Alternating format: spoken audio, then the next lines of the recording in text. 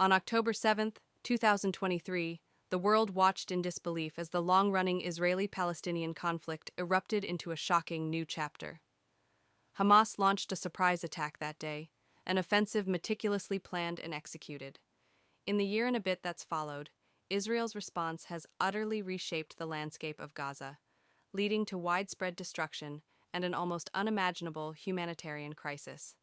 This isn't just another news report. This is the full story of the 2023 Hamas-Israel war, from that initial devastating assault to the relentless siege that has left a generation of children grappling with pain and hunger they should never have known. How on earth did we get here? What were the pivotal military operations that have so profoundly altered this region? Section 1. Historical Context. To truly grasp the gravity of what unfolded in 2023, we really need to rewind and look at the historical backdrop of the Israeli-Palestinian conflict. It's a conflict that stretches back well over a century, deeply rooted in competing nationalisms, historical grievances, and profound attachments to the same land. Think about it.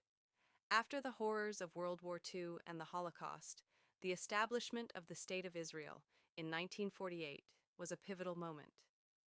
But for Palestinians, it meant the displacement of hundreds of thousands, an event they call the Nakba, or catastrophe. Since then, the region has been caught in a relentless cycle of sporadic violence, uprisings, and often futile peace processes. Gaza, a small, densely populated strip of land, has consistently found itself at the very epicenter of this protracted strife. Fast forward to 2005. Israel made the decision to withdraw its troops and settlements from Gaza. Sounds like a step towards peace, right? But the story doesn't end there. By 2007, following Hamas's takeover of the territory, Israel, along with Egypt, imposed a comprehensive blockade. This wasn't just a minor inconvenience. It severely restricted the movement of virtually everything: goods, people, even basic supplies. Can you imagine living under such conditions?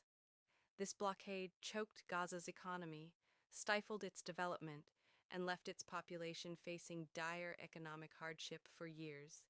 This long-standing tension, this simmering frustration and desperation, was the tinderbox, just waiting for a spark.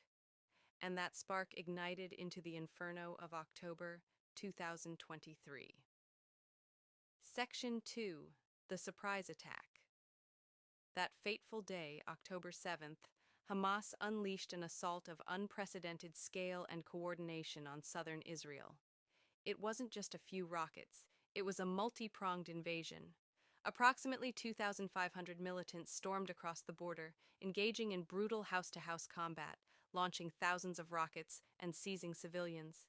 Their tactics were horrifyingly effective: rocket barrages, gun battles, and the systematic taking of hostages. The attack resulted in the deaths of around 1,200 Israelis, a truly shocking toll that utterly blindsided the nation and shattered its deeply held sense of security. The world watched, aghast, as images and reports of the atrocities flooded the news, and the situation escalated with terrifying speed.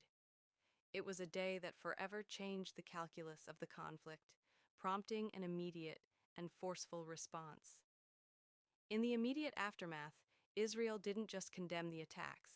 It declared war on Hamas, vowing a fierce and decisive response. This declaration wasn't just rhetoric. It marked the beginning of a new, exceptionally brutal chapter in the conflict. It signaled overwhelming military actions, unlike anything seen in recent memory, and an immediate, total blockade of Gaza.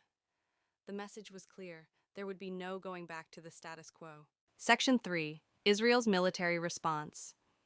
Following that declaration of war, Israel wasted no time, launching extensive and relentless airstrikes across Gaza. Their stated aim was to dismantle Hamas's military infrastructure, but the sheer scale of the bombardment led to unimaginable destruction. We're talking about entire neighborhoods reduced to rubble, countless buildings, homes, schools, even hospitals, damaged or completely destroyed. The largest hospital in Gaza, Al-Shifa, quickly became a focal point of concern, as medical staff reported desperate shortages of power, fuel, and essential medical supplies. The humanitarian situation deteriorated at an alarming rate, with accusations flying from both sides.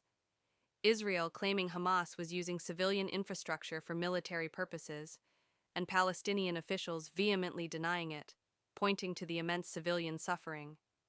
Then came the ground invasion, which only intensified the devastation. Israeli forces pushed deep into Gaza, engaging in brutal urban warfare, street by street, building by building. This close-quarters combat inevitably led to a tragic surge in civilian casualties. With the total blockade firmly in place, life for Gaza's residents became a daily struggle for survival. Food, water, medicine, everything became scarce. The population was left in a state of utter desperation, trapped between relentless bombing and an impenetrable siege. Section 4. The Siege of Gaza.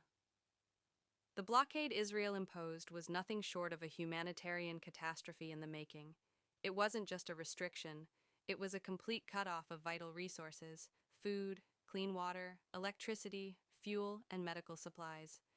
This exacerbated an already dire humanitarian situation to an almost unimaginable degree. Imagine living without power for days, then weeks,